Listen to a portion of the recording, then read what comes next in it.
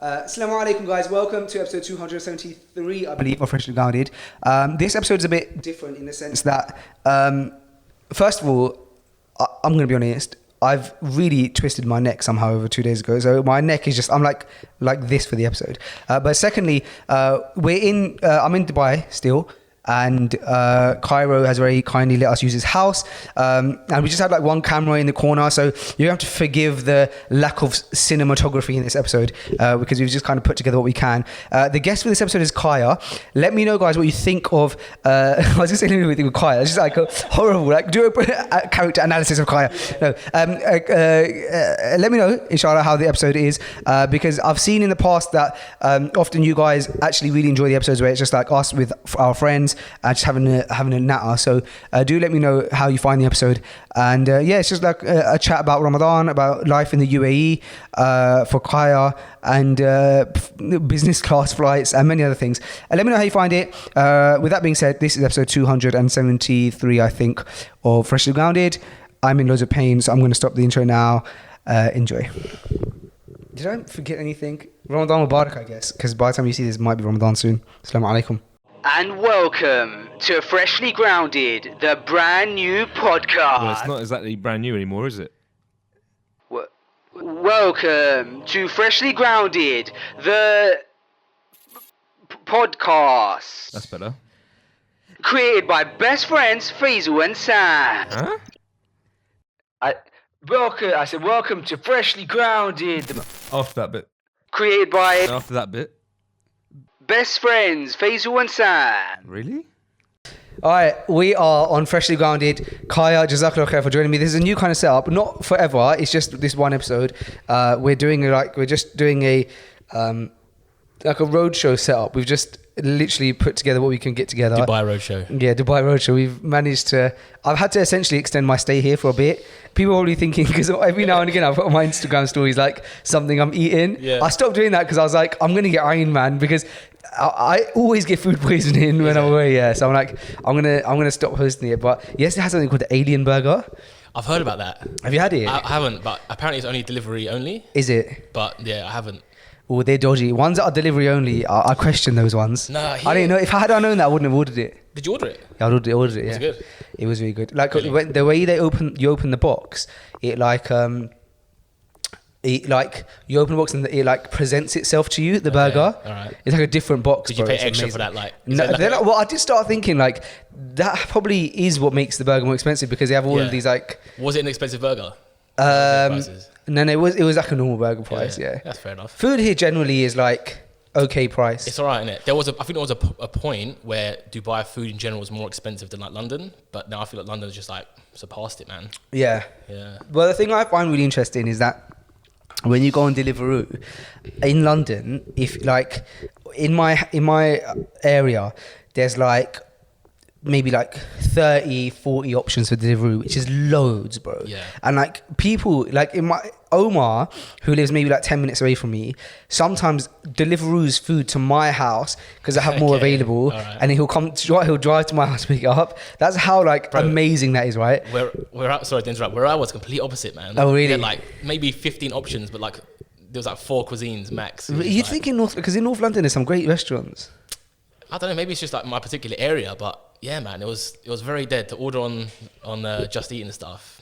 It was always like, what should we get? It's not really much. Yeah, fair. I mean, you are using Just Eat, which is a bit like. What do you use? Uber Eats? I use Deliveroo now because since I got the Deliveroo Premium thing. Wow, okay. Yeah, the thing is, Sorry, man. I cheated. I didn't know we were at that level.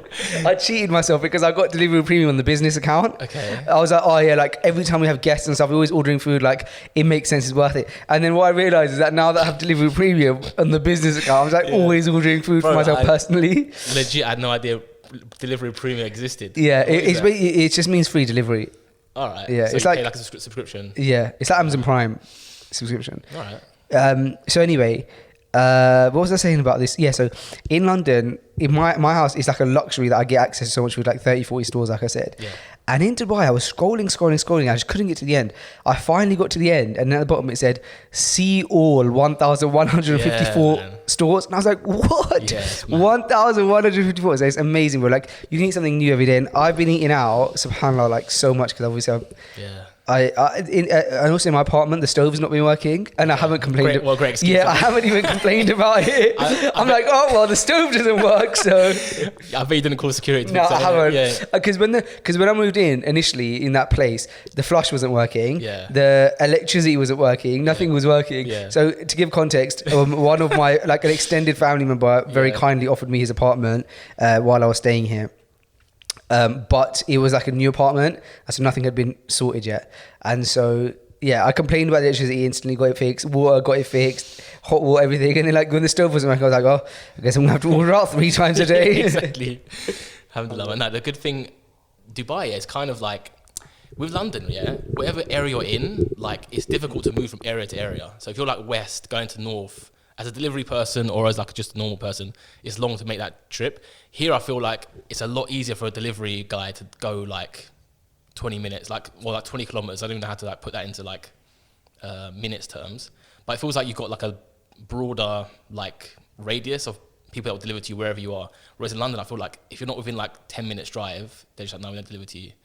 I feel like that anyway. I also really like how instant things are in Dubai. Like everything's done on WhatsApp. Yeah. It's the norm. You like rather than like trying to give your address to someone, you just send them your pin on WhatsApp and like they'll come to you. I really like that. That's also annoying. To me, it's annoying because what I think in my head, I'm like, you've got my address in the app, yeah? This is one thing that I do get annoyed about.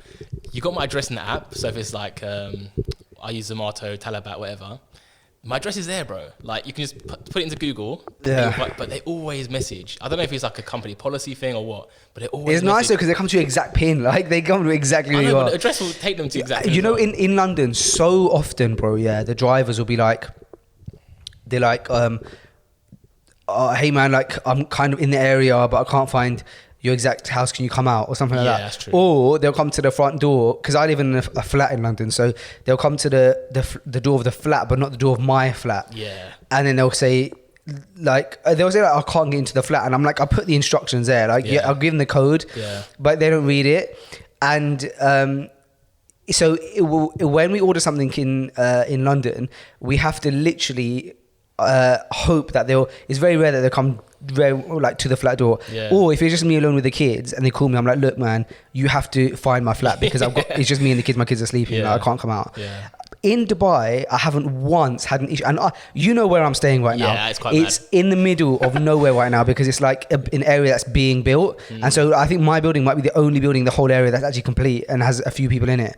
And so many people get lost getting there, but still, I haven't had one issue with something getting delivered. They come to the door. It's amazing. It's true. I mean, they are good once they've got everything they need. They are good, but for me, it's just like, why not just. Like, at least in London, they get there and they're like, okay, it's confusing, and now I need help. These guys, like, before they even leave where they're at, and it's like, give me the location. I think you're getting used. You're used to it now. Yeah, maybe. But what I'm saying is, these are such first world problems, aren't they? Yeah, they're very first. Oh man, I was thinking about this the other day. I was like, oh man, like I remember when we went to Umrah with my dad like 10 years ago, and delivery apps weren't around then, and I remember he would. Because we'd also eat out most of the time then as well from the hotel, and he would go out and go to the restaurant, queue, collect it, and then bring it back. Yeah, wasn't there delivery people there? I don't think back then it wasn't that big. Yeah, I mean, these are definitely first world problems, man. Like I've noticed myself getting impatient with things, where it's like you don't have the right to be impatient about things like this, man. Like this is like a luxury. It's so true. Like, I have to remind myself sometimes that no, this is actually like. I'm not used to this, so I shouldn't get used to it, if that makes sense. Yeah, it's true. Yeah, man. That's a danger. But so let's talk a bit about you, because you're first time on the pod. Yeah. Congratulations. Thank you, bro. Thanks for having me on. No stress. So you live in Dubai, obviously. Yes. And you've been living here for 2 years. Yes. And you are from North London. I was. And that's everything. So now you don't need to you don't need to talk now. No, joking. That's it. So how was that? How was that whole move from London to Dubai? And are you happy you did it and stuff like that? Yeah, man. Alhamdulillah. I'm very happy I did it. I'll try and make it like it's a long story. I'll try and make it as short as possible. But just before COVID hit, basically, we moved. So January 2020, we made the move. And we've been planning it for a couple of years on and off. And then like the final year, like 2019, me and my wife, we sort of made a solid plan to come out. And yeah, we came out, alhamdulillah. COVID hit a few months after we got here. So after I got like the whole residency stuff, paperwork sorted, then it sort of hit. So we had to be like locked down for a little bit. So that was a bit long. But alhamdulillah. Did you manage to get the house like decorated and stuff before lockdown? Because I imagine everything was closed, right? We did actually, thankfully, because we were here from like January the 6th, and then like the lockdown was like middle of March. So we had most stuff in place. And to be honest with you, Dubai, like again, the delivery stuff was on point still. Even COVID, whatever you were delivering, they were still coming. Like we didn't feel any hiccup between before COVID, during, and after. Like we were ordering groceries, we're ordering. I'm pretty sure we ordered a couple of furniture pieces too. And it just came as normal. So delivery stuff was still like running like clockwork. If anything, better because there was less people on the road. Yeah. So it was like actually coming quicker, if anything. Alhamdulillah. Alhamdulillah. Yeah. And you have a daughter as well. I do, alhamdulillah. 2.5 years old. Basically, the exact same age as Zakaria. Yes. Because I think they're born like a month apart or something. 2 months apart, yeah. Because you said August 23rd, right? Yes. And Zakaria was born October 26th. So There you go, 2 man. months and 3 days. Yeah. Yeah. Inshallah, they can meet one day and Inshallah, man. exchange experiences. Yeah, exactly. yeah. How's your 2 years gone? Yeah. Exactly. So- Yeah, not bad. Yeah. Oh man, do you think that she'll? How do you think that she'll like feel like growing up? I'm assuming, obviously, here, if that's your plan. But obviously, having a British identity because her parents are both British. I'm assuming. Yeah. She would. I still very much so identify with the British identity simply because of the fact that her parents are both are British, right? And like her grandparents and stuff like that. Yes. Have you thought about that much? I think about it a lot, man. It brings me back to the idea of like, what is culture, man? Because I always used to think, I had the same question. I've spoken to different brothers, different occasions, and like, what kind of culture do you want to give your kids? Are you afraid that there'll be, because it's like, what is it, third generation, something or other, where basically it's a reference to the fact that the third generation feels like totally uncultured by their grandparents' culture. They're totally distant from that culture, and they feel distant from their existing environment's culture too. So they sort of end up in this sort of no man's land. There's a term for it which I'm forgetting basically. So I was thinking about that, and I was thinking That's literally who we wanted to create Freshly Grounded for, by the way. yeah, I think we fit into that maybe. Yeah, that's what Yeah. I thought. Like, I felt like we didn't relate as much to our grandparents' Yeah. culture, but still loved it. Yes. Because we grew up with seeing them, but also we only like you said, like third generation here. Yeah. And so it was like an identity crisis. Exactly. There's definitely a term that I'm forgetting, yeah. But I think first and foremost, you and me, because we're third generation, I think we fit into that. And I thought, okay, well, fourth generation would probably be worse. And I've moved from that original place to a new place, yeah. Right. And I was thinking, but I thought to myself, like, it's been a blessing for me, to be quite frank, that I've fallen into that category. I don't know about you, but I feel it's been a blessing that I haven't felt too attached to any culture. Like I'm Turkish by heritage, but born in London. My parents were also born in London, so, or in England, should we say? So that's quite a lot of you've got an excuse, shall we say, to be very. Your culture could be very British centric, or it could be very Turkish centric, based on what I just said. But I never really grew up with any of that. Like I never really. The Turkish sort of leaning was there, but I never felt like mad attached. Other than like a little nationalist phase when I was a kid, like we had that. Well, we did anyway. But yeah, I never really felt mad attached. And I always felt a little bit in between. Like I don't quite feel at home in the UK.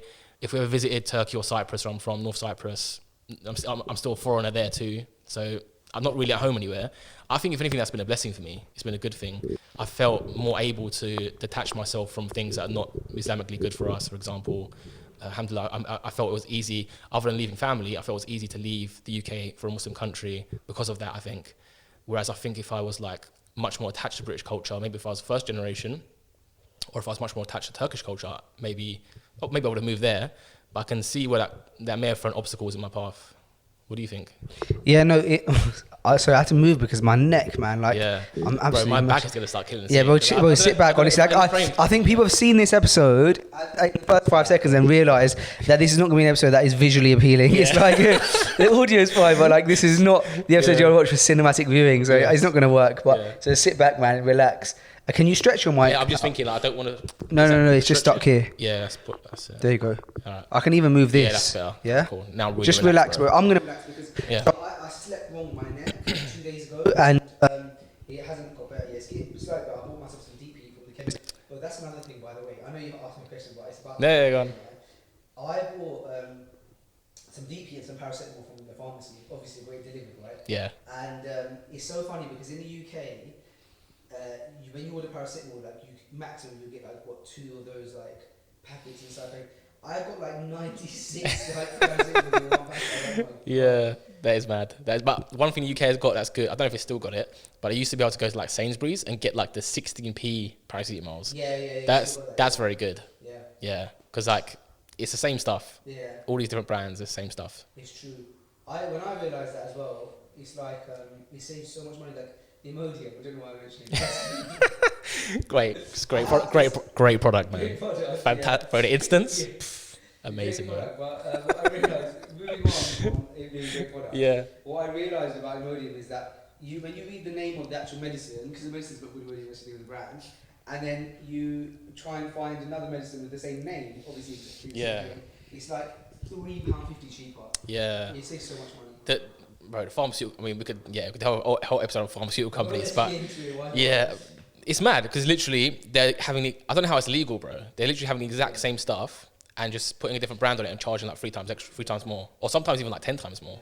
Because again, the paracetamol stuff in Sainsbury's, for example, it's literally like 16, 18p, and literally if you go to like the branded one, it's like £3. But it's the exact same thing. So I don't know how it's even legal, but. It does make sense that it's legal because I suppose like their argument would just be whether we're a brand. Not telling people that we're the only suppliers of this. We're just it would be the same as well,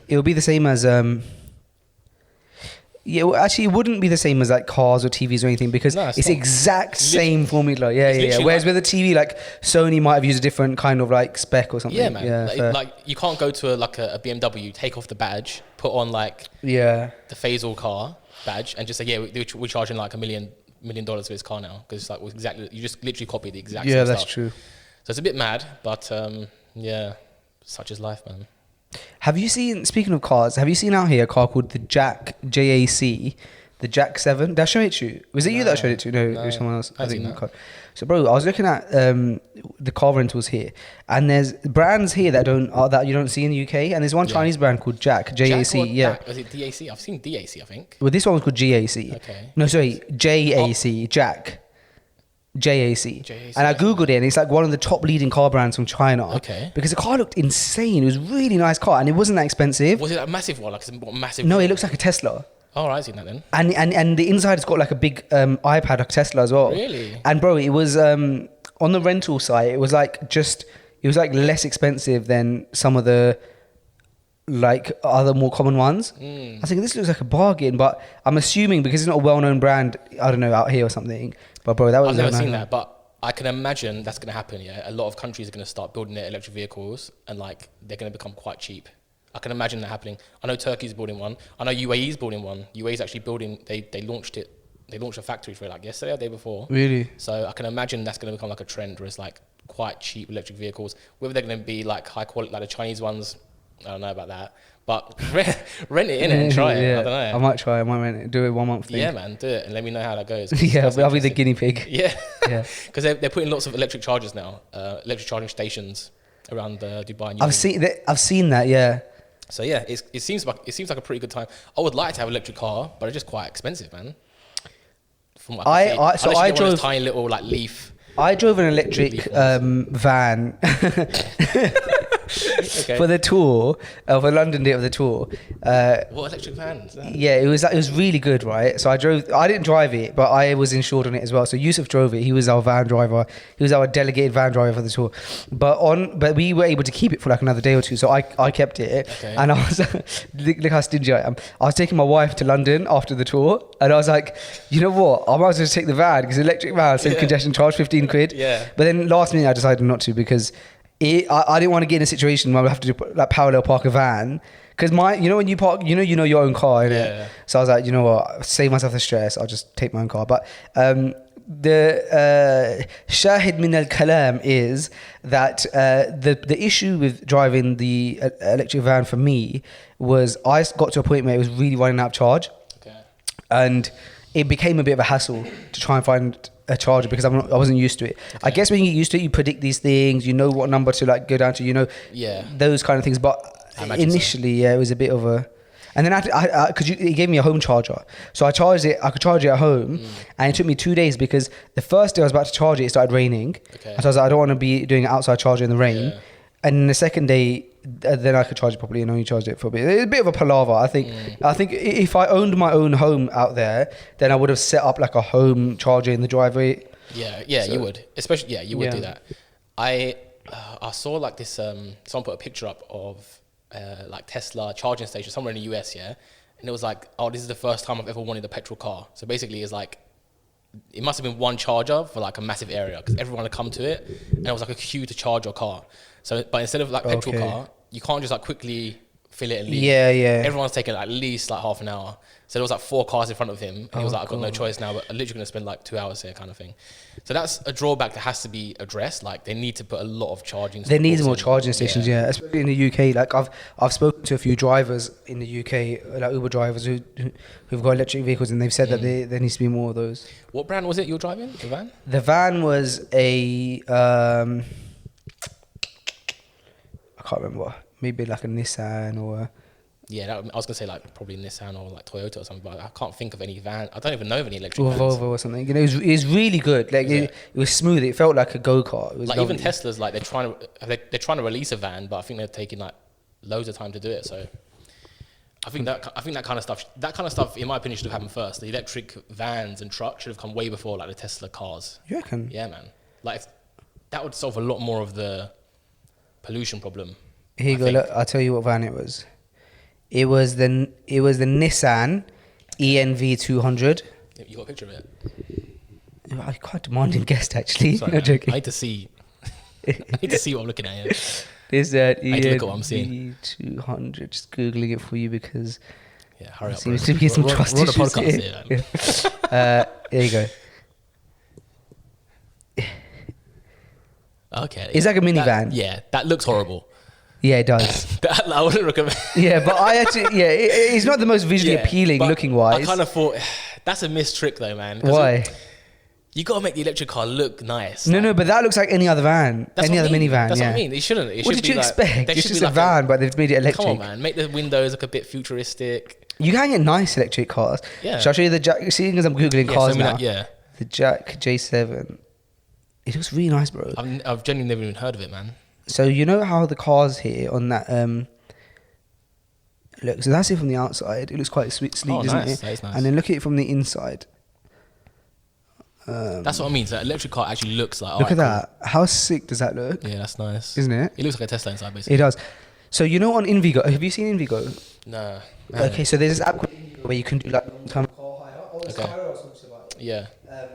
So Cairo recommended this app. You can do long-term car hire, in Mhm. Invigo, and it's you can do like 1 month, 6 months, 9 months, 12 months, and cars on there. Basically, you get like a Kia Picanto will be like 1950 per month dirhams, and then like you go up to like Okay. the 2100 mark, and then you start getting to like the late 2000s when you are going for like a Duster or something. Yeah. But is that monthly or is like does the price come down if you do it like for a year, for example? No, it's monthly. So, but if I get it for like 6 months or a year, does that price come down per You month? got like 30 difference. Not Ah. much. So this was like 2,100 dirhams per month. Which Yeah, obviously that's is good. expensive when you compare to UK prices of rental. I mean, is it? What's that? It's £400 a month. Yeah. I don't know actually what UK prices are like right now. You know the worst ways. I never went to car UK. Yeah. I don't know. Before this app, it was quite good, and I was like, it was not bad, man. Yeah, I mean, when I came and I rented the Nissan Kicks, the one I'm telling you about, the one that like randomly drove past us as I was talking about it. Yeah. It's basically a small SUV. Yeah. Yeah. I paid I think I paid 2,400 a month for that, or maybe 2,300. Yeah, that sounds. So you know, it sounds pretty good. This I would check out the Chinese one just to drive. Yeah, an just for a electric month, car. innit? I've never Oh, driven an electric man, car at my all. back. Bro, you want to sit somewhere? Like, Mate, I'm struggling. I'm trying to figure out a way to sit that's like. I don't mind swapping because like Don't- maybe it's better because you're like looking this way, innit? It's fine. Let's leave it at this for now. I should be alright. You got more deep heat. It's at the flat. How much can you put on before it's like? I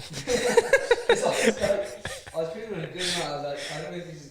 Because on the directions for use, it doesn't tell you how much to put on. Yeah, I don't think you'll overdose on deep heat, bro. But then you start breathing it in, man. Yeah, don't breathe it in, but I think you can pretty much put it on as much as you want. Like, I think the danger of that is like if you spray it too close to your skin. Really? Yeah, I Probably think. quite close. You only said like 2 or 3 inches away. Oh, was it? Okay. I thought you were supposed to go quite far away with that. I wanted the cream, but they didn't have the cream available. There's one called Voltarol.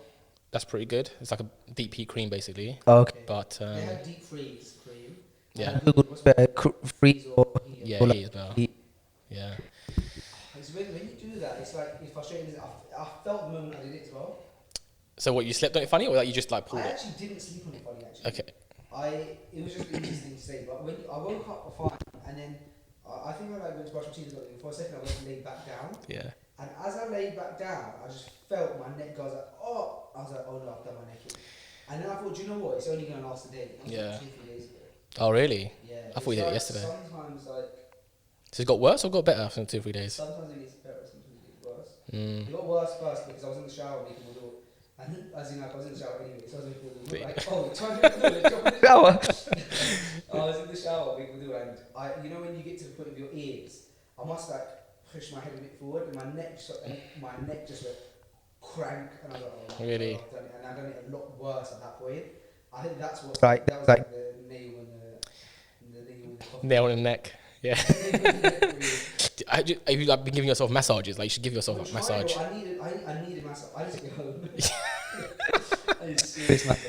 That needs it. I mean, there is like, because I've got back problems too. So I've been thinking about like going to like a male actual massage place, like actually get a proper massage. But I don't know. I actually, I don't like. I'm very like ticklish, man. To be honest with you, yeah. But I told you about this. I went to a barber. I think it was like a Pakistani barber here. And he just I didn't know he was going to do it, but he randomly gave me like a fantastic head and neck massage. Yeah. And I didn't know he was going to do it. So he finished my haircut, and then like he did the whole mirror thing. Like, yeah, it looks great. And then he went away, and I thought, okay, he's going to take my little robe thing off. And he come back, he's like started like cracking his knuckles, and I was like, you know, and he started like running his hands over my head, and I was like, what's going on? And he just like, bro, he started grabbing my neck like he wanted to like break my neck, but in a nice way. Like it was very good. Yeah. Like he was like very strong, and he was just like crunching my neck, and it felt great, man. So maybe you need the haircut, man. I was looking at haircuts. I was planning to get a haircut yesterday. I ended up. the whole day. You know, yesterday I didn't see one human being Why? because I was awaiting some post, and it ended up not coming. Okay. Today. Oh, so you were in the apartment all day? Yeah, because they rang me in the morning. They were like, "Oh, we're going to give some posts." I was like, "They were like, you're going to be in." I was like, "All right, fine." Yeah, they say between 9 and 6, innit? It was Yeah, like, they said, I think it was like 11 and 1. all right. Fair enough. That's great then. So anyway, I was in the apartment the whole day yesterday, and what was I saying? Oh yeah, I was planning to go out and get haircuts for the episode. Okay. I didn't end up going, but I was trying to look on the prices on the website, and every barber I would find, it'd be like haircut and shampoo and conditioner. Yeah. Is this much? And it's like haircut and beard and shampoo and conditioner. I was like, I just want the Yeah. haircut. I don't need shampoo. I can come home with shampoo and conditioner. Yeah, But man. it seems like the norm here, right? You know what? I haven't gone to any barbers like that, yeah. I think grooming is like a part of the culture here. That's nice. I haven't actually really jumped into that. I should, I think, because I think it's nice. I think it's a good thing to do every now and again. But it can get expensive. Like these places that are on any sort of app or website, they're going to be like higher tier stuff. Yeah, I've never actually been to these like top places, but I want to. Oh, actually, no, that's not true. I've been to one where my brother came. That was pretty sick, and they gave us like the whole shebang. But like generally speaking, when I go for a haircut, I'll go to like the normal, whoever's closest. I actually hate the process of going to get a haircut because I think it's a waste of time. Yeah, the process was long. Yeah. I want to try out two here. One is called Peaky Blinders. Yeah. I recommend it. The other one is called La Casa Barbers. Okay. They're both near each other, but they both look like they do kind of like the things that. Yeah, I've heard of Peaky Blinders being very good. There's one called I think it's Chaps and Co, Okay. which is also supposed to be very good. And yeah, Cairo was telling us like about the price. It wasn't actually that bad. I think he said it was like 90 dirham, Yeah. which like these guys are like supposed to be like top notch. Yeah. So I think that's actually like maybe even better than like London prices, like your regular guy down the road. Yeah. So when I went to this Pakistani brother who did it for me, I paid £8, and it was a decent haircut, and he gave me a massage as well. So bargain, man. Mm. Why do you have back issues? Because you mentioned that a few times. You don't get 27, right? No, I'm 30 this year, bro. Are you? Yeah, getting old, man. Why do I think you're 27? I got no idea. Okay, you keep confusing us, man. You've both been okay. I'm starting to get offended, bro. No. You categorize you guys as one. Yeah. No, alhamdulillah. I mean, Are you 30 this year? Okay, you're Inshallah. 91. 2. Okay, Yeah, what about you? 94. Okay, I just turned 28. all right. You're a kid still, man. Well, I feel 30. Why? Because 28 sounds so close to 30. You know, this is the first time I've worn a hat in like 6 months.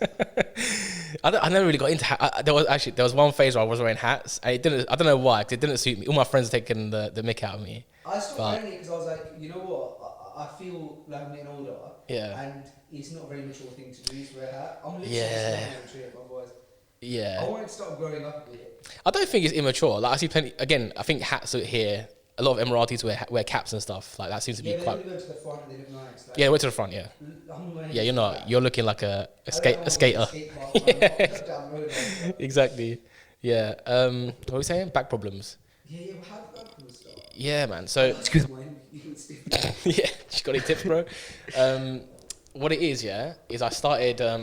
So when I started freelance, I started as a freelance writer, and I just started sitting down a lot, bro. To be quite frank, yeah, and I wasn't doing enough exercise, so I was sitting down on my laptop, working, writing all day, and over the years, it gave me like sciatica. You know sciatica, like a lower back problem. Oh, sciatica. Yeah, I've heard of it that. goes down your leg. So I had that like 4 years ago, and since then it's pretty been like, it hasn't really come back, alhamdulillah, but I've definitely felt twinges of it, and I can tell that my lower back is not 100. Okay. So I have to like, so at my office, for example, or my co-working space, I stand up and work. I very rarely sit Really? down. So I put like a chair on top of the table and I stand and work, because otherwise, like, I feel like if I sit down for more than like 3 hours a day, like total, my back starts hurting. Do you have a standing desk at home? Now I do, yeah. That's Got a little nice. IKEA thing, just like one of those shelf things that fold down. So, Okay, but yeah. I've made it high so I can stand and use it. Fine. Yeah. The standing desks have more become healthy, really man. popular. Yeah, which is good. I think it's healthy, man. I think people sit down too much. I definitely sat down way too much, and I genuinely think that I may have done like irreparable damage. I think so too. I think with the amount I use my phone, I think because when I started googling this neck issue that I had, it said like you get it, people get it a lot because they are looking down at their phone too much. Yeah. Especially while I've been traveling, like I've had very little human interaction, and so a lot of my Yes. interaction is coming from the phone. Yeah, man. I think just like my posture in general, horrible, man. Like really bad. I think that's everyone in our generation, man. Yeah. To the We point. suck. Yeah, we're third generation stuff coming back in there. Yeah. No culture, no posture. But yeah, I feel like I've tried my best to like again stand up more. I bought one of those massage guns. Okay, yeah. The really like fast ones. They're very good actually. Yeah. I'll try and bring it to you later if I feel neck. Yeah, that'd be Yeah. nice. They're very good. Are we linking up later then for sure? Inshallah. Inshallah. But Yeah, I you need said to- you I might need be to check, late. I need You're to late. check. Oh, But I think- you need to check. We did check. No, I need to check. Fine. Yeah, I need to check. I'm not like I've got a meeting at 5:30 or 5, so I need to just like have that meeting and see what happens after that. If that makes sense. Okay. Yeah. But so back to the UAE, bro. One of my favorite things about the UAE, hands down, probably in the top 2 things that are my favorite things about UAE is how safe it is, Alhamdulillah. especially for children. Yes. And so, how does that make you feel as a parent of a 2.5-year-old girl as well? Yeah, bro. It's crazy. Obviously, There's no crime. yeah, alhamdulillah. I mean, there is, but very tiny amount. Yeah. Very tiny amount. You don't Alhamdulillah. see it. No, you don't. And it's, Especially when you come from London and you're so used to crime. exactly. That was the biggest, obviously, after like the adhan and things like this, like having like masajid close by all the time. Safety is like massively important, and like to me is like, you know, being a differentiator from London basically. Because London, when I go, like even when we visit London now, I am constantly like on edge. It seems. I feel like when I lived there, I wasn't, because I was just used to it. But because I've been here and I've seen this level of safety that can be achieved and is achieved, mashallah. I go to London, I'm just like, I don't really want to let my daughter out of my sight if we're outside. Like, not if I don't even want to turn my back for like a second, really. You know. Whereas here, like we'll go to the mall and stuff, or where we'll go to a park, and like it's fine for her to like be walking behind me for a few seconds until she catches up, and I won't mind, like I won't be panicking about that. But in London, I wouldn't even let that happen. Like I'll make sure she's in front of me, especially like a park or something. You know, Allah forbid, like I wouldn't even let, and that's just a very subtle psychological change. You know, you probably don't even realize you're doing that if you're living in London or something like that. But when you come here and you go back, you realize, wow, over there I'm much more relaxed, just subconsciously. Like I'm not constantly looking over my shoulder. Is there some sort of hidden danger that I need to be looking at? So yeah, man, it's very, very, alhamdulillah, it's a massive blessing from Allah that it's very safe here, mashallah. Also, I think that one of the things you hear often people talk about when it comes to countries like the UAE is that you can leave like your phone or your laptop on the table while you go to the bathroom or whatever. Yeah. And that's a common thing you hear, isn't it? And I did that. I did it as well. Yeah. When I first came and it out, worked. That was one of the first things I like experimented with. Yeah, let me test this theory. Yeah, I've heard this thing. Yeah, I went all in, bro. I left everything. Like, That's what I did as well. I left my laptop up there, opened my bag, left it in charge. I just popped to the bathroom. The bathroom was so far as well. Is it? But alhamdulillah, it was, you don't even feel worried about. You don't. Yeah. And here's what I mean. Like in London, I would go to work at a coffee shop for a while, and it's like, I need to go to the toilet. That's horrible because I need to pack everything up. Yeah. Go to the toilet, and when you come back, your place is gone. So it's like going to the toilet is like ruined your day, like working out. Yeah. But here, alhamdulillah, it's just like you just leave it. You don't even have to tell the people you're leaving. Like they know you're going, coming back. It's calm, and you can leave your wallet, you can leave your keys. Bro, people leave their keys in their car is running. They're going to the shop. Yeah, I've seen come back. Yeah. I've left my laptop, my wallet in the car many times, unlocked. We get visitors, and my parents were here recently. And my mother-in-law was here. She just left last night, and they're always like, "Have you locked the car?" I was like, "No." Yeah. And like, I do it for them, because like they're still in like London mode. But you do not have to lock your car. Yeah. You don't have to lock your car. That is cool, man. Which is amazing. Alhamdulillah. Cool. It's a massive blessing from Allah. And when you experience that level of safety, you quite frankly, you don't want to go back to not being safe. Yeah, man. Like, yeah. Let's talk about before we end the podcast because we got issues because the things have been delayed. It's only 2-ish. Okay. So Ramadan is like literally. Well, when this episode comes out, it could be tomorrow. Yeah. What's today? Today's Thursday. Tomorrow's Friday. Yeah, it could be tomorrow or Saturday, isn't it? Yeah, but no, as in like because this episode is being released. Oh on Friday. Sorry, yeah, my bad. I'm not used to. You got to get used to the wrong dates when you're doing podcasting. So technically tomorrow could be Ramadan, tomorrow evening. Yes. Which is amazing. Alhamdulillah, bro. I've never experienced Ramadan in the UAE. I was going to ask you, so you're going to be here for a couple of days of At Ramadan, least, yeah. At least. So what's your plan for like, because obviously we were talking about like sleeping patterns and sleeping times during Ramadan. And you gave me your answer in like London mode. Yeah. But you're not going to be like, at least for a few days, you're going to be in UAE mode. So here, Isha is at like 7:50, I think now. And then like Tarawih will be after that, like immediately after that. So we'll finish Tarawih. There's COVID rules in place right now, so we should finish before 9. Just before That's 9. amazing. So, that is amazing. Yeah. So how is that going to affect your... I'm actually excited for that because last time I had a kind of evening... A relaxed evening in Ramadan was like, I was probably still in school those days. Yeah. Because for the last few years in London, by the time you finish Tarawih, you've got like a 2-hour gap and then it's Fajr. Yes. Or something like that. Yeah, like, and that for a point. Or like maybe 4 hours, I'm exaggerating. But then those 4 hours, it's like, well, do I sleep or do I just have my sahur? And so last 2 years, I've been staying awake all night. Because I'm like, look, I've got a couple hours and my kids, when they're awake, it's hard to do as much like of my reading and stuff. So I'll use that time to eat and to do like catch up on my reading.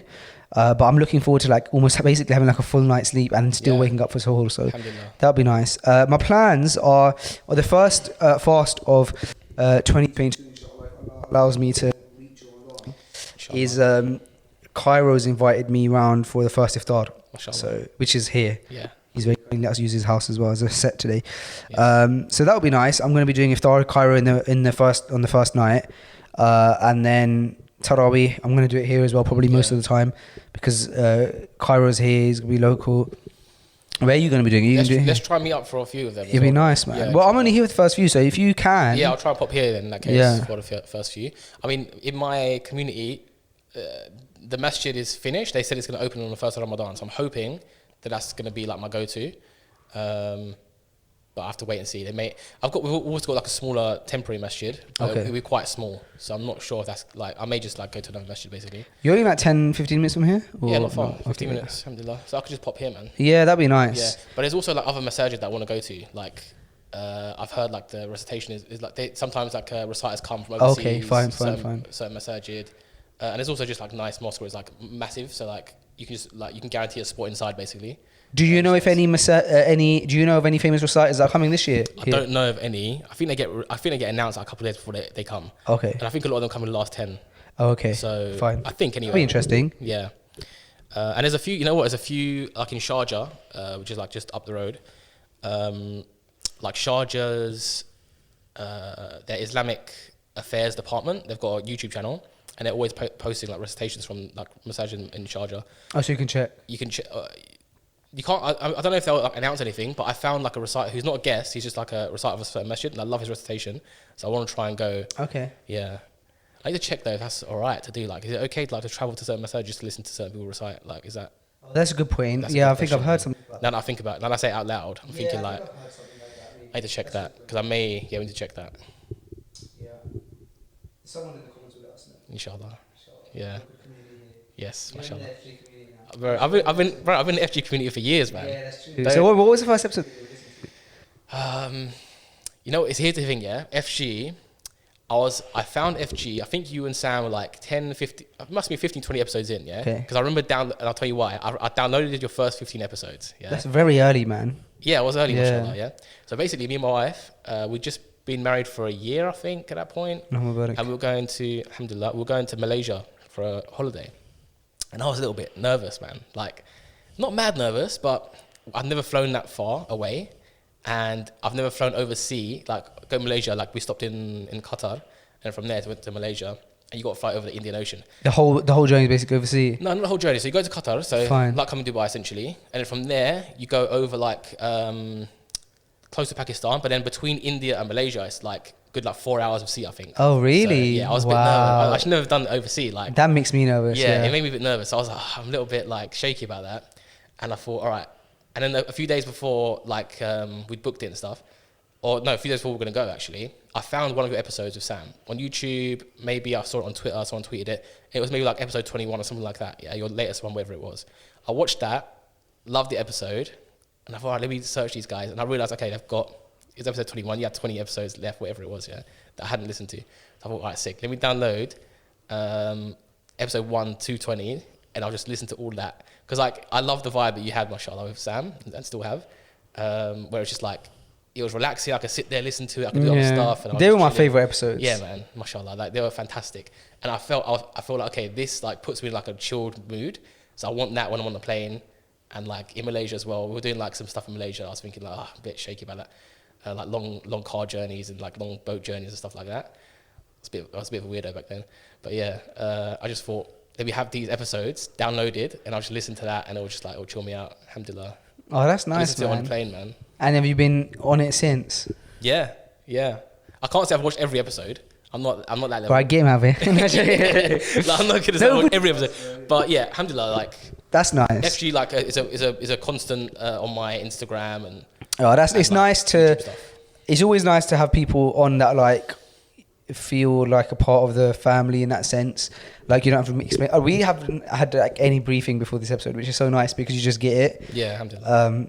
And sometimes like guests do come like you can kind of tell they come with like like they've got in their minds like an agenda ready, which is fine because like you might as well utilize the time of being on the podcast like to push whatever you want to push. But sometimes you feel it a lot, Bro, right? let me just stop you there because I'm launching this new company.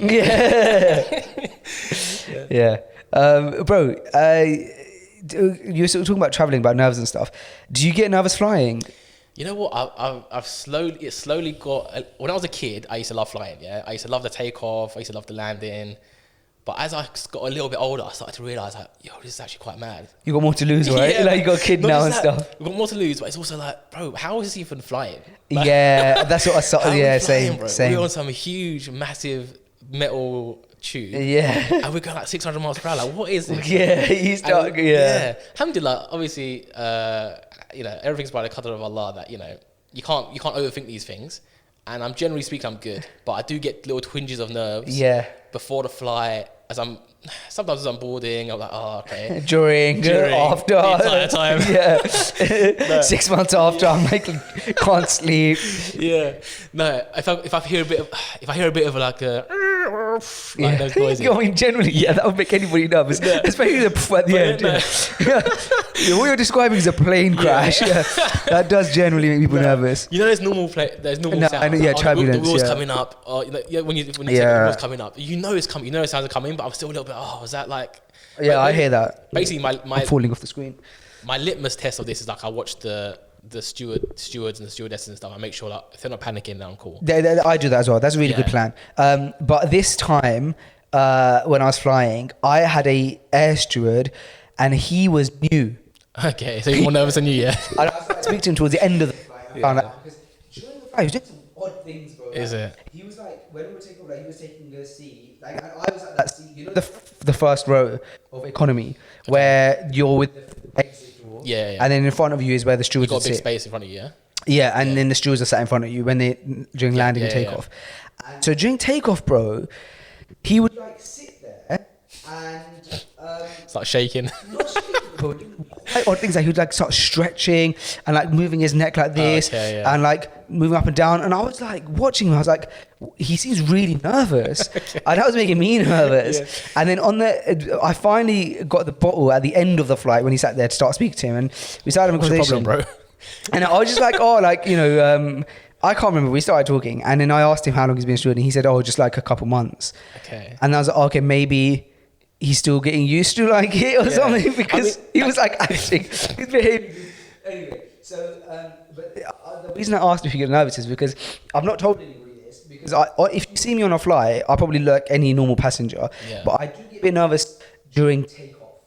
Okay. I kind of just go a bit quiet. Yeah. So I'm like, I close my eyes, I listen to something really loud, and I'm just like listening to it and trying to zone out, and like get that, like once like I feel like I'm steady. 'Cause you know what's nerve-wracking is, first of all, the takeoff, and then like you feel like, and then sometimes like they take off, but then they have to do a U-turn. Yeah. So like in London they do that, innit? It's like straight U-turn to go to Dubai. so it's like as soon as he's taken off, you like feel the whole plane shifting. You're like, oh my gosh. So I do get on, and then when I suppose the seatbelt light has gone off and then she's something up, and then I'm fine for like the whole flight. Yeah. And then about an hour before we land, in the past I used to get really, really bad blocked ears, and it used to be so painful that I like couldn't bear it. Really? And somebody once said to me, if you get that, try chewing gum like an hour before you land.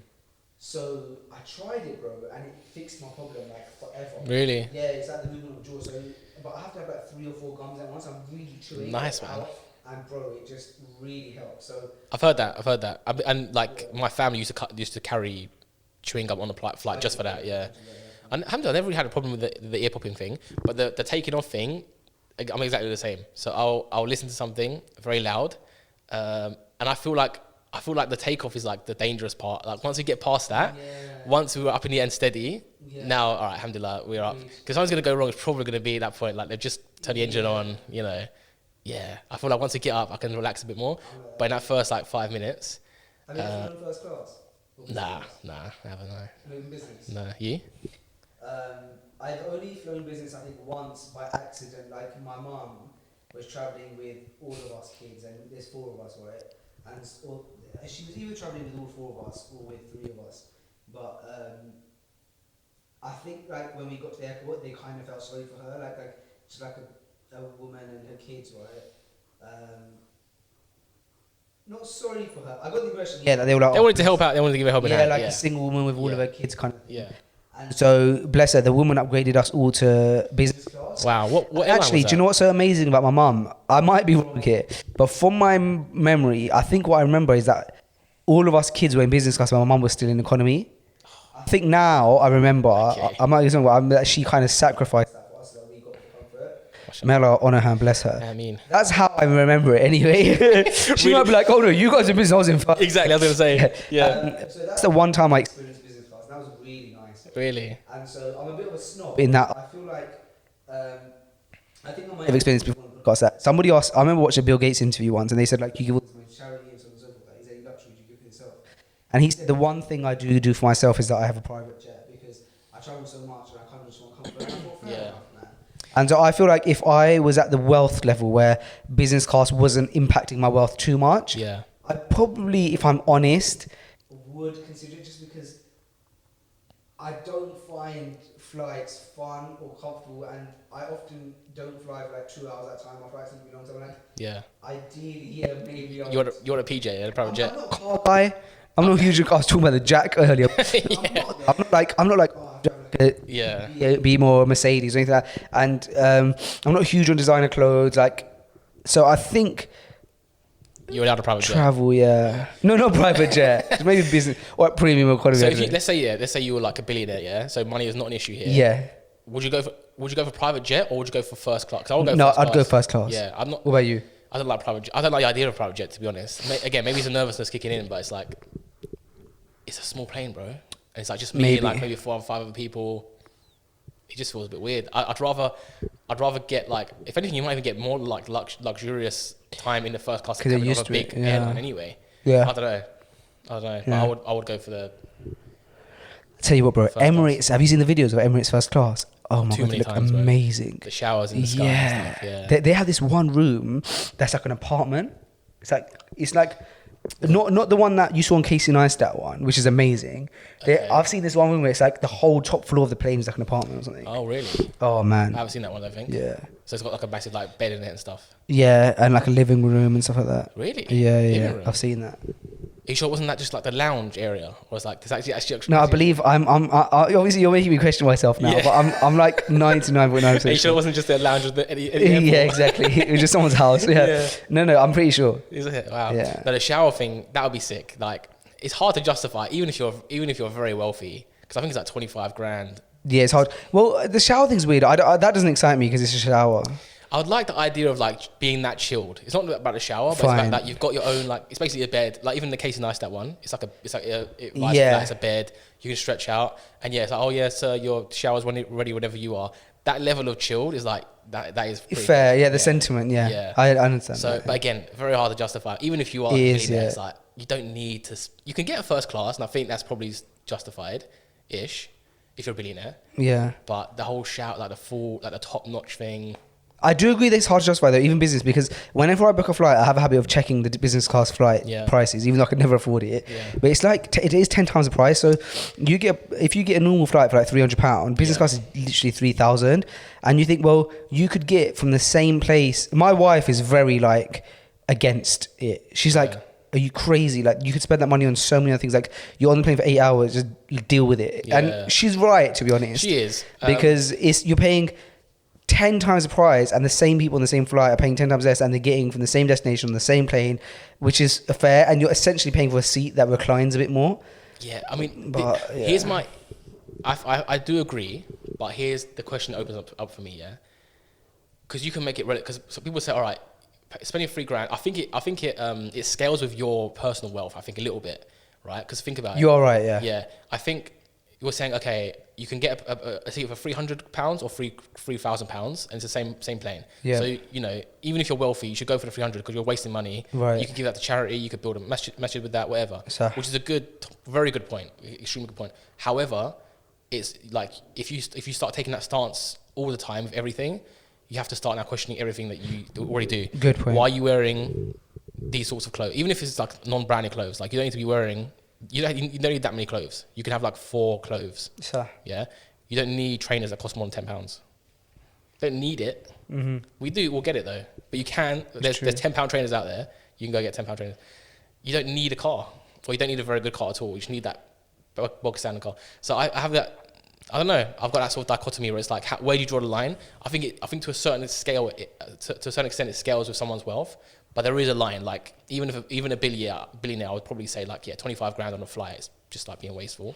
I do agree with you though. I think like Yeah. it's like depends on your wealth, because what's £300 to, you know, one person, £3,000 might be like a similar kind of thing depending on the wealth and stuff like that. You're alright, bro. Yeah, but then again, so to give the other perspective again, it's like, but still that you know that £2,700 difference is still massive for someone who needs it. Yeah, Like it's true. A charity that needs that money, people that need the world to be built. So there's a very good argument, and I do lean towards the argument of like it's wasting. I don't know, because But- I do agree with you though that like you can start seeing everything in that way. There's a line, like Yeah, everything, it's like, tough. there's a balance, man. You got to hit the balance. If we try to live our life the way the Prophet sallallahu alaihi wasallam lived his Sallallahu alaihi life, then yeah, there's no argument there. It's like, dude, get economy is fine. Yeah, you know, that's we're true. not That's here very to live a true. luxurious life, Yeah. which is a fair point. And not a fair point. I think you've closed the conversation with that. Yeah, that's true. Yeah, I think that's the answer here. Yeah. Yeah. We need to be more disciplined and less bougie. Yeah, That's the truth, isn't it? We do. That was my bougie side coming out, trying to justify. Oh no, me too. The audience effectively know I like with travel. I like the idea of being bougie, although I haven't been able to execute it yet. But yeah, man. Yeah. Cairo, have you ever flown business class or first class? No, I wish so. Oh, is it? Would you if you were like at a point where it would what £300 for economy is now, £3,000 would be for you? You would, yeah.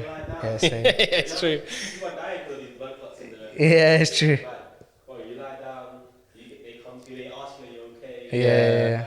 It is different level of service, isn't it? I heard the food is different as well. Yeah, it is different You get food, better, yeah. you get better food. I think you get like food like on tap, like you can Yeah. just like The flight from here is like 6 hours. And you 8 hours, yeah. 8 hours. Yeah. where from where. Here to London is 8 hours. Yeah, I was 7.5. then Yeah, out of but London. what it is, I don't know if you noticed, they always like over state it. So when you're coming, they'll say like it's like 6 hours 50 minutes, but it's actually when you actually time it, it's actually about 6 hours 20 minutes. Oh, is it? Yeah, so the 7.5 one, it'll end up being like 7. Okay. If But that. still, that's a long flight. Yeah. Yeah, And especially, I went on BA when I came back. yeah. It was the worst. I No, hate BA is tough. I hate BA is, BA. yeah, I don't I like hate them. BA. I don't like BA. I don't do BA anymore. Yeah. Oh, that's so bougie of me to say. Yeah. You get him too No, bougie, bro. I've only made that decision this time. BA is tough. I always fly BA Yeah. because it's the cheapest, as in like for a flight like this. But BA is a bit rough. It is, and yeah. We're being what's so that? bougie, I but wouldn't BA even is mind rough. that, yeah. But no. What it is, when I said it was enough's enough, yeah. When we were coming, Bro, sometimes you get plane in it feels like it was made in the 1960s, bro. yeah. Would be. Emirates is amazing. Yeah, Emirates is good. You feel first class, isn't it? But we come with British Airways. I think when we were first coming like to move, either that or was the second time, like the first visit we had to London and come back with British Airways, and I'm pretty sure, yeah, I booked the child bit, yeah, which is like where you were sitting, where Yeah, like, yeah, you've got like a little child tray thing. You put your kid on a tray. Yeah. Yeah, I've whatever gotta it's do called, that the soon, cot, yeah. the cot, whatever it's called, yeah. I'm pretty sure I booked it, yeah. Like, in fact, no, I know I booked. I called them, and I made sure, and I'm like, yeah, that's for you. We've reserved it. But I got on the plane with my baby at the time, and it was taken. It was like, oh yeah, sorry, we had to prioritize. But I booked that. Like, I called and booked it, and oh sorry. And I was like, well, okay. So I had to deal with that. And then that same flight, I needed to pray, and like I was like, is there anywhere for me to pray? And I was like, no. Yeah, I've like with Emirates, even when we landed, like so with BA, I've always prayed on the flight. Yeah. But I've not asked because if you ask, it's a problem. Yeah. So I just goes back and start, and I think once I've done my takbir al-ihram, like they can't stop me in it. Yeah. So I always pray. But with Emirates, when I just flew now, I asked. They always allow it. I said, do you mind if I pray Fajr? No, I didn't say, do you mind? I said, I'm just going to pray Fajr here. And he was like, that same steward, he was like he literally like moved out of his way from me. He was like, That yeah, big of course. stretch. He was like, yeah, of course, man. Yeah, exactly. So it is, you're right. Even things like that, like, if praying is going to be easier, Yeah. I think it's a no-brainer. Of course, man. I don't even think it's bouginess. I think if it's within your means, Yeah, you're Yeah. right. Yeah. It's true. It's true. It's Yeah. true. Again, there's a balance. I don't know Yeah, where that there's a balance balance, is, but yeah. yeah, you're right. I agree with you. some people might think Emirates is bougie. Yeah, Yeah, A lot of people are like, why you just got BA? I'm like, but Emirates is like, it's true. exactly. I think it's like what an average extra £50 a ticket. I'd Oh say. no, I think Emirates it depends. The price difference can be different. Yeah, Yeah, Asian, we kind of book like way in advance. yeah, that's true. We knew plan. That's true. 2-3 months out in advance. So You know what? Thanks, bro. thank you, bro. What I was gonna say is, did you know you can still book the business class lounges even if you're not flying business class? Yeah, I didn't know that, but they're expensive. No, they're not expensive. They're not. No. So because I wasn't gonna do it, but I just checked it out in Heathrow, the Terminal 3 Business Class Lounge. Like, basically, there's like the Emirates Business Class Lounge, which is I think you might only be able to get if you're literally flying business class. Right. But there's other business brands that their sole businesses business class lounges. Okay. They're not like Yeah. so it'd be like Freshly Grounded's business class lounge, Yeah. and that costs about £30 per person. Oh, that's not bad. Well, it's a lot cheaper than paying £3,000 just for flight. So you It is, isn't it? You get the business class lounge, you put your feet up, you can use it. Yeah, that's good. So I would do that, especially if I had work to do. Yeah. I was going to do it this time because I thought I'd need some work done. Yeah. But by the time I prayed and stuff, it was time to go. I do like the idea now of getting to the airport much earlier than my flight and just chilling, especially if it's like later in the day. I like the idea now. Yeah, I But always do that. yeah. So yeah, I hate panic. Because I'm such a panicker. So I wouldn't say I'm a panicker, but yeah, I've had a close call. That's what it is. So I think it was that flight that was at is me and my wife's flying to Dubai like the first time we're visiting ever, and we almost missed our flight because we were so chilled out, and it was like. Did you guys visit before you came to live as a test? Yeah, so we came. Yeah, we came. I think I came myself 4 times, and my wife 3 times. But with the intention of... Yeah, so the first 2 times we come on holiday, and like, yeah, it's great, like we love it. And then we thought, all right, but hold on, do we like it as a holiday, or do we do we actually like it? So we booked the 3rd time to come, and we purposely booked like a non-bougie place in like a non-touristy part of town. And I think we just booked it for 2 weeks, and it was just like, yeah, we're not gonna do the whole like touristy stuff. We're just gonna try and live as we would normally live. And yeah, alhamdulillah, we still loved it, man. That was before baby? Yeah. Alhamdulillah. Yeah, alhamdulillah. And then I came with my brother maybe 6 months before we actually moved, just to do some stuff. I didn't do what I should have done, which is like got my paperwork sorted out. Yeah. But I got some paperwork done, just like preliminary stuff. Yeah, so I came 4 times before I actually moved. And you're the oldest, right? Brothers. I've got 1 older brother and 1 younger. So you can be your brother? No, younger. How is it being the middle? I'm the middle child as well. Is it? Yeah. How many brothers and sisters you got? I got 1 older sister, Okay. 1 older brother, Okay. and then 2 younger sisters. So I'm literally Okay, are you literally in the middle? 3rd out of 5. Okay. I don't know, man. Again, I feel like, alhamdulillah, it's good to be the middle child again. Like with the whole 3rd generation thing, I thought there's a lot of benefits in being a middle child. Because you don't get that overly coddled first child stuff, and you don't get the overly babied last child stuff. Yeah. Youngest child stuff. You're kind of like just not left your own device. Obviously, you get love in it, but you're not. Yeah, it's middle child syndrome. That's a real thing, I think, and I think there's benefits in it. Like there's benefits in not getting that mad extra attention and stuff like that. I think there's benefits in it. Alhamdulillah, I think it's been fine, man. Like I don't know, it's hard to compare it. You've never analysed it. I mean, we've never been the first child either. Yeah, so it's don't true. actually know because if you speak to first children, yeah, they'll tell you, oh, there's a struggle in that. Cairo is the first child. He said Yeah. there's a bit of a struggle. Okay, so I'm sure he'll tell you, no, because when the second one comes, stuff changes and that impacts you. And the baby child will also say, no, we've got our own struggles because we've got to follow footsteps, whatever it may be, yeah? And maybe everyone's got a different story. So you can't really compare it and say, like, I think it's better, I think it's worse, I think the benefits are more, because we don't know. And I think everyone would give their own sort of story on that. But alhamdulillah, I think for me, I think it's been good for me. Alhamdulillah. What do you think? I think I think overall there's a benefit. Obviously, Yeah. like you're Alhamdulillah. happy with whatever lies Yes, completely, exactly. but overall, I think it's beneficial. However, I have noticed one drawback, and that one drawback is because I have an older brother, obviously, and he's looked after me a lot my whole life. MashaAllah. Alhamdulillah, like he's really been like the dream older brother. May Allah bless him. I mean. And but the drawback of that is that I've become quite reliant generally on people. Okay. Because he's always been there for me. So I've always felt like I've got someone there for me. You know what I mean? And so I have noticed that sometimes it takes some. I'm not as independent as I could be. And I noticed that when I am independent, I actually do flourish. But I don't be independent. I don't be independent. Yeah. You're like hating this because you're like in the field of literature. No, bro. I've misspoke about 10 times I think today, so I don't care. How do you say don't be independent in a normal way? I don't practice independence. That's very good. Yeah.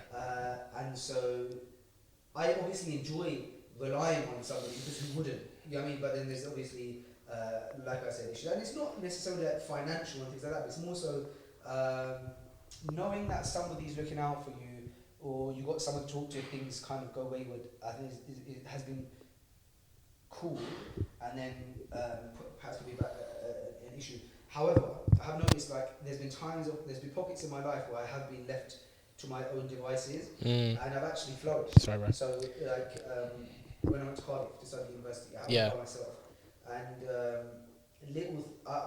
little things I noticed that I would take charge in where perhaps normally I wouldn't.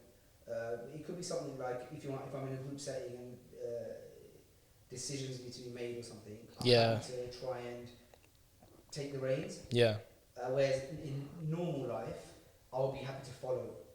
I think you need to go back to both. I think it's just a blessing for you, bro. Honestly, like I think it.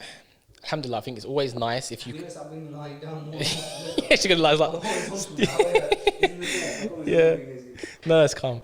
I think that's just a blessing that you've got, mashallah. Yeah. That like, it's good to have. Like it's just a. For some reason, it reminded me. Do you know Jordan Peterson? Yeah. The psychology guy.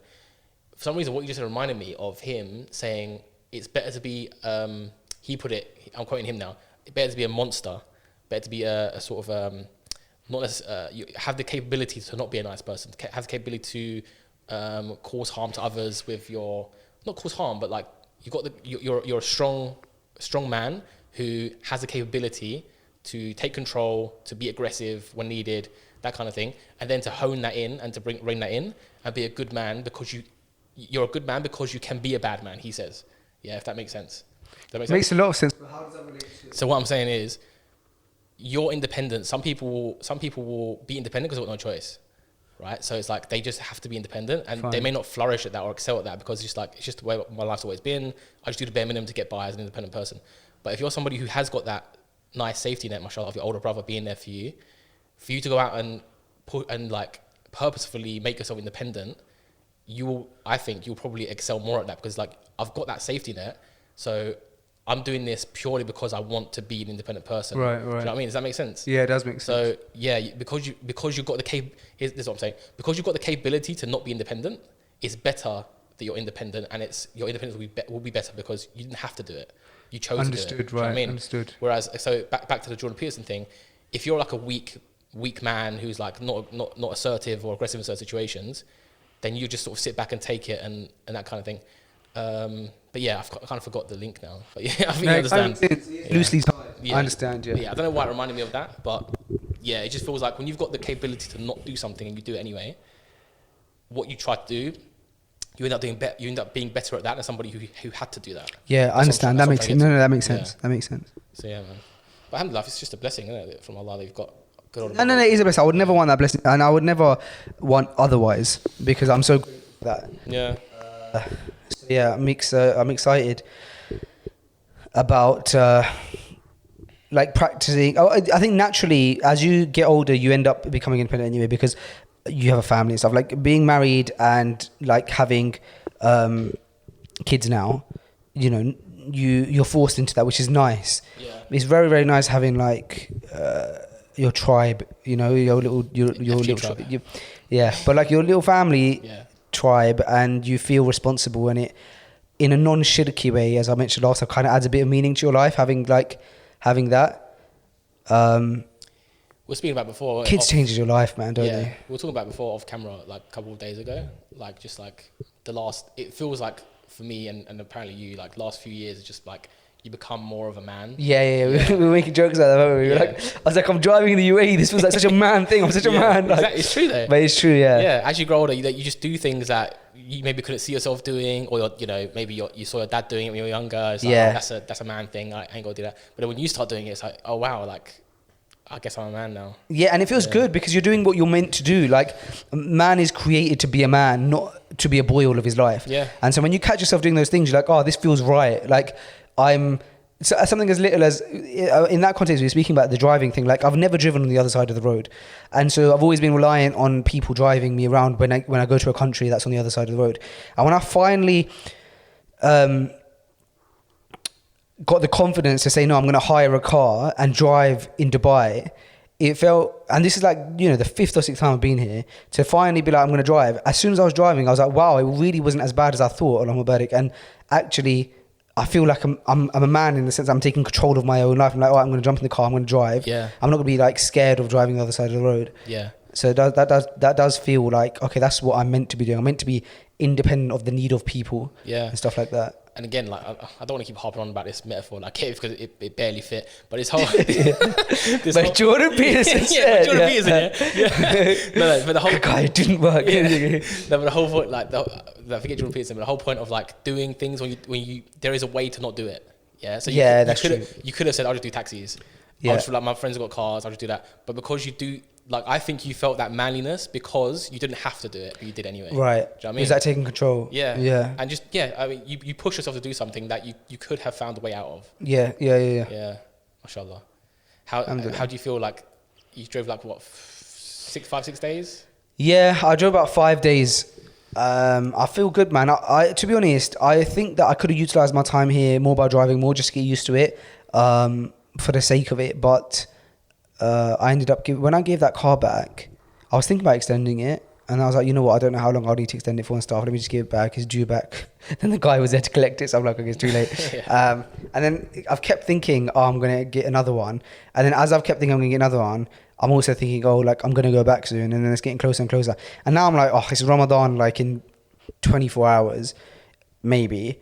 And at that point, I'm gonna be hardly driving at all because everybody's going to be going to the masjid. So then I will literally have people who will be able to pick me up and go to the masjid and stuff like that, or I'll be here anyway. So, Yeah, man. Yeah, inshallah. That'd be interesting. I probably will need. Do you drive past my area when you come here to the masjid? No, I don't. But if you No, need don't lift, worry bro, about it, tell me, don't man. worry. No, don't worry about it. I was because you called me on the way here, and I was like, I should have just gone back. No, But no, I thought you were gonna be here earlier than me, so I didn't even. Yeah, that was my plan originally anyway. Yeah. I do have to figure something out though, because it cost me £20 to get here and £20 to go back. That's £40 a day. That feels like a lot. It feels like a lot of money, yeah. Like, I mean, it is a lot of money. Yeah, but it I mean, is, like, yeah. it feels like I would have assumed that the taxi. Maybe because I'm using Uber. Yeah, don't use Ubers, man. So I can't use Kareem. Why? But I've heard it's cheaper as well. I can't use Kareem because I was thinking like this guy's have to be paying £20. yeah, because in here in the UAE, all of the Ubers are Lexuses, like they've got contract, and so I'm like being driven around in a Lexus everywhere I go, like a chauffeur. Why? And no, but, like, so I can't use Kareem because I tried signing up to Kareem, and this tourist SIM that I've been given obviously was given to somebody else before, right? Some girl called like I can't remember what her name is, right? Like for argument's sake, call it like Natasha or something. Okay. And so every time I try and sign up to certain apps, it's like, welcome back, Natasha. I'm like, no, that's not me. And so Kareem is doing that. So Kareem doesn't allow me because Kareem thinks I'm this girl. And so I can't, even if I log out, I even like try to delete like her account and stuff and it's not working. So I can't. I think you can log in with your UK number though. I think it will work with your UK number. Okay, that. fine, I'll try. Yeah, try that because you'll save a lot of money. Because the difference between like the normal Dubai taxis you can get on Kareem versus like the Lexuses, Yeah. like I'm pretty sure you can come from your apartment to here for like £10. If I can, then it makes sense because I could just tenner here, tenner there, and that's fine because that's how much I would have spent on food, and obviously I'm fasting, so it makes sense. But £40 a day just seems ridiculous to spend every day to come here to the mosque and stuff like that. So ideally, I need to figure that out. Cairo has been very kind. He's literally said you can just stay at mine for the Ramadan, which is nice. But I don't want to impose because obviously his family's here and stuff. So I've got a place there anyway. Yeah. So I'll probably just figure out a way of getting here every day. I was going to consider renting, like I said, but renting is about £40 a day as well. And I would only be coming here and back. So I'm like, what's the point? Because I'm not going to be spending £40 every day anyway. Anyway, this is a conversation off air. I'm just like breaking down my finances on air. Get a spreadsheet out, innit? Yeah. I mean, if you can sort out the Kareem thing, then just use the Kareem. But if you can't, and it's going to be like the Lexuses, just rent, man. Because you'll have the flexibility to like go like wherever. But I don't need to go anywhere other than the mosque, especially Ramadan. I'll probably appreciate my time in the apartment, just like get through my reading and stuff. So we'll see. But for example, you're not going to be here for like. Because okay, if it's £40 a day on, if we're talking about this, let's talk about it. It was £40 a day on the Lexus, right? Yeah. And it's £40 a day on the rental. Yeah. If I rent for a week, I'm guaranteeing paying £40 a day for a week. Okay, Whereas on the Lexuses, there's some days I'm going to be paying £40 and other days where Shahid might pick me up, you might pick me up, fine. or I might just end up staying in the area. So I'm not definitely spending £40 every single day. So if that's the only options, then it's still cheaper for me overall to get the Lexus. And that's the camera saying that the battery's heated too much. Okay. So we should probably call it a day then with that. So Kaya, thank you so much for jumping on FG. No worries, bro. Jazakallah khairan for having me. Well, yeah, because it's been a bit of a natter, isn't it? Has, mate, a bit of a chin wag. Do you know what? I probably can actually. It probably does make sense to just turn the camera on, to be honest, but it's fine. We would only have gone on for another 10-15 minutes anyway. So thanks, bro. And inshallah, we'll see you back soon on FG. Inshallah, if you have me. Of course. If the FG tribe will have me. Yeah, let's see what the tribe say. Yeah. Put in your comments, guys. I know you can't see us, but put in the YouTube comments what you think. If you want to see Kaya back on Freshly Grounded, And with that being said, this was episode 273, I believe, of Freshly Grounded, and we'll see you next week. Assalamu alaikum. Probably back in London next week, maybe, inshallah. Maybe not. If not, you're gonna have to jump on again next week. Probably. Inshallah. Would you be up for that? If they'll have me. Fine. All right, fine. Take care. Thanks, guys. Assalamu alaikum.